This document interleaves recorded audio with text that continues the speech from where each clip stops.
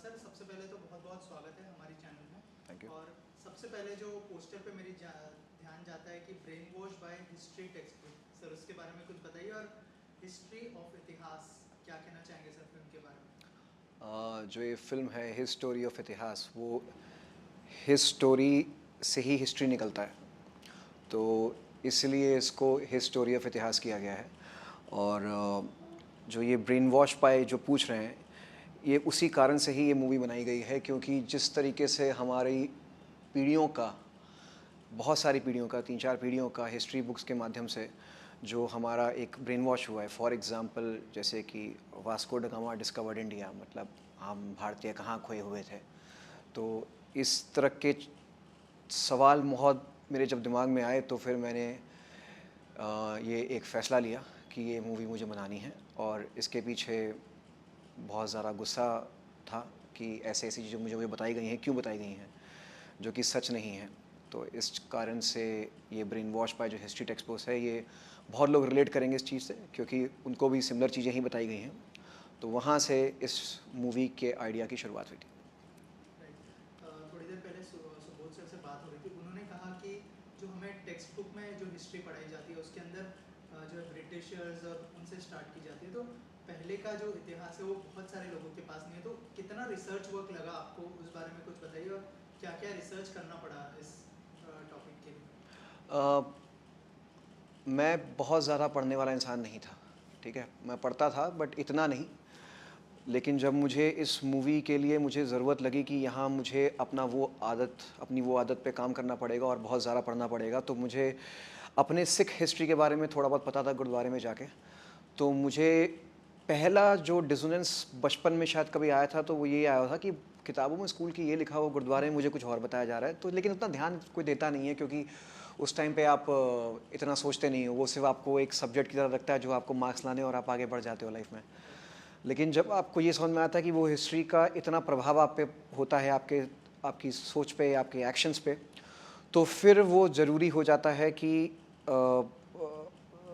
जो भी उसके लिए जो नीडफुल है वो करा जाए। तो मुझे फिर जब 3-4 साल पहले मुझे ये किसी ने बताया कि आपकी हिस्ट्री किताब सही नहीं, उससे पहले मुझे कुछ नहीं पता था, ना मुझे कोई इंटरेस्ट था। उसके बाद मेरी पूरी जर्नी बदली और मैं फिर जाके मैंने पढ़ाई करना शुरू की। बहुत हिस्टोरियन से मिला, बहुत लोगों से मैं सीखा कि इतिहास को कैसे देखना है।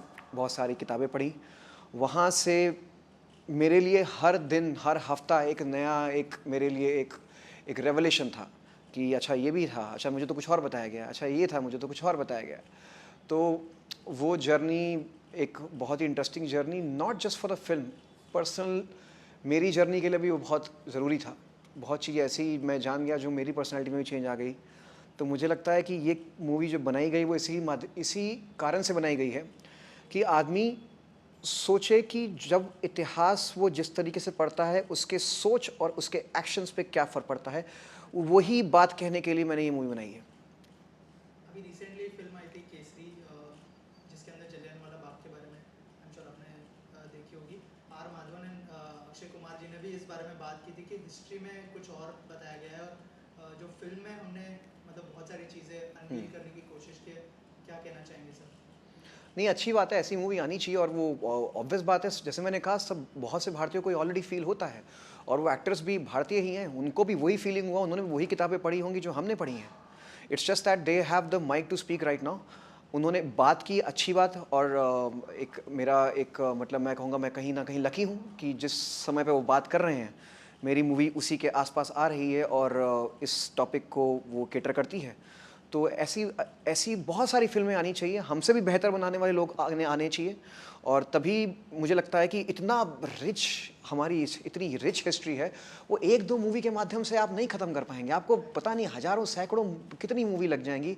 हमारे इतिहास के बहुत सारे, क्योंकि इतना बड़ा देश है, इतनी बड़ी सिविलाइज़ेशन है, इतना हज़ारों साल का इतिहास है, उसमें बताने के लिए हमारी मूवी सिर्फ़ एक स्पार्क की तरह हो सकती है उन सब मूवीज़ में। और जो आप कह रहे हो केसरी में इस चीज़ को किया गया, तो वो इसी एक सोच और इसी एक एंगर का एक एक्सटेंशन है कि जो इस मूवीज़ के माध्यम से आ रहा है और लोगों तक अब वो बात पहुंच रही है।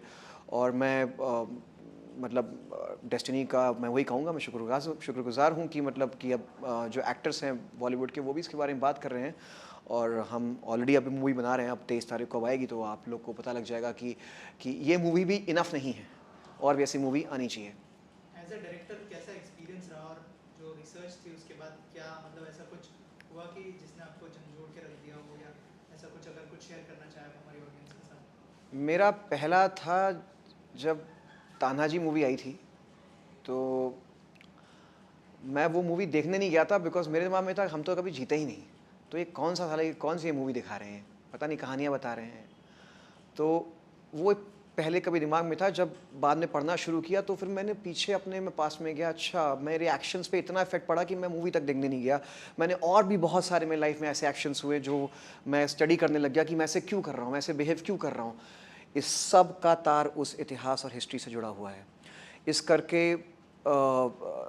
मेरे लिए ये ज़रूरी हो गया था कि इसको मैं एक पर्सनल, ये मेरे लिए पर्सनल था, ये मेरे कोई प्रोफेशनल काम नहीं है, मेरे लिए पर्सनल काम था, तो इसलिए मैंने मूवी बनाई है।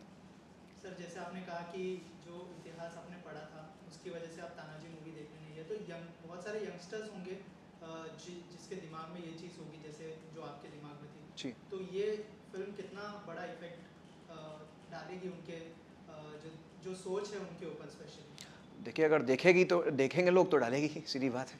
तो आई एम श्योर, क्योंकि बहुत सारे पहलू हमने खोले हैं, क्योंकि हिस्ट्री इतना बड़ा सब्जेक्ट था। हमारा सबसे बड़ा मेजर हमारे लिए एक जो चैलेंज था वो ये चैलेंज था कि इतना बड़ा इसमें से क्या कंसाइज करके कितना कितना बताएं। तो हमने वो चीज़ बताने की ज़रूरत की जो मुझे लगता था कि ये चीज़ें ऑल ओवर इंडिया सिमिलरली बताई गई हैं, तो इन चीज़ों को हम केटर कर सकते हैं। जैसे मैंने कहा Vasco da Gama discovered India, और या मुगलों और सुल्तान के बारे में इतना बताया गया, और भी कितने राजा थे जिनको इन्होंने गायब ही कर दिया बिल्कुल। तो वो चीज़ जो पूरे इंडिया के ऑलमोस्ट सारे स्टेट्स के सिलेबस में, सीबीएसई आईसीएसई में एक कॉमन चीज़ें हैं, उनको मैंने पकड़ के मैंने फिर ये आगे इस मूवी को मैंने बनाया है। और मुझे लगता है कि बस मेरा बेसिकली मूवी बनाने का ये नहीं है बताने का कि मैं आपको बताऊंगा कि ये सच इतिहास ये है, नहीं। मेरा मूवी बनाने का पूरा उद्देश्य ये है कि आप देखिए और एटलीस्ट आप क्वेश्चन करें कि आपको जो बताया गया सही है, और ये देखें कि आपके बच्चों को जो पढ़ाया जा रहा है कि वो कितना सत्य है, क्योंकि वही आने वाली पीढ़ियाँ आपका फ्यूचर बनाएंगी। तो यहाँ पे इतिहास is very much connected to the future of country. And how is experience working with Subodh sir? And Subodh sir जैसे मैंने कहा कि वो डायरेक्टर भी है, तो क्या थोड़ा सा हेल्प मिला एज अ डायरेक्टर? ऑब्वियसली वो मिलता ही है, बिकॉज वो उनका एक्सपीरियंस काम आता है। और सुबोध सर ने बोला कि डिस्कशंस हुए, लेकिन मैं कहता हूँ डिस्कशंस बहुत हुए। ठीक है, डिस्कशंस हमारे बहुत होते थे, क्योंकि मैं ही ज़्यादा सवाल, मेरे दिमाग में सवाल बहुत होते थे हमेशा कि इसको ऐसे कर सकते हैं, इसको ऐसे कर सकते हैं। और मुझे लगता है ये टीम वर्क है, और उस टीम वर्क में जिस भी एक्सपीरियंस, जिस भी आइडिया से मूवी को बेहतर किया जा सके, वहाँ पे सुबोध सर जैसे एक्सपीरियंस का होना वो मेरे लिए एक एडेड एडवांटेज हो जाता है। जैसे एक आध सीन में मुझे याद है कि मुझे नहीं समझ में आता इसको मैं कैसे करूँ, him being a director he suggested me इसको ऐसे कर सकते हैं, and actually that came out very well. तो वो मेरे लिए एक एडवांटेज हो जाता है, तो मैंने उस एडवांटेज का पूरा फ़ायदा लिया। और मैंने एक फ़ायदा और भी लिया सर का, एक्ट का ये था कि मुझे 2-3 टेक से ऊपर लेने नहीं पड़ते थे, तो बिकॉज वो एक्टिंग इतनी सही आ जाती थी। तो हाँ, तो ओवरऑल एक्सपीरियंस बहुत सही था, it was a learning experience. और क्योंकि एक जब एक्टर जो डायरेक्टर कहना चाहता है, जब एक्टर उसको व्यक्त कर देता है, डायरेक्टर के लिए उससे बड़ी खुशी कुछ नहीं होती है। And that's the thing which I am really really grateful, कि मेरा सौभाग्य है कि मैं सर के साथ मैंने काम किया और बहुत कुछ सीखने को मिला मुझे। लास्टली फिल्म बहुत ही जल्दी रिलीज होने वाली है 23 मई को, क्या मैसेज देना चाहेंगे ऑडियंस को? मेरा मैसेज यही है कि आप में ऑलरेडी बहुत लोग को पता होगा कि इतिहास में बहुत चीज़ें आपको सही नहीं बताई गई हैं, तो ऑब्वियस बात है आप जैसे लोग तो देखने आएंगे भी। आपके आसपास लोग जिनको कुछ नहीं मालूम है, जिनको इंटरेस्ट भी नहीं है, आई एम श्योर वो ये मूवी देखना कहीं ना कहीं फिर भी चाहेंगे, बिकॉज ट्रेलर इसका काफ़ी पावरफुल निकल के आया है।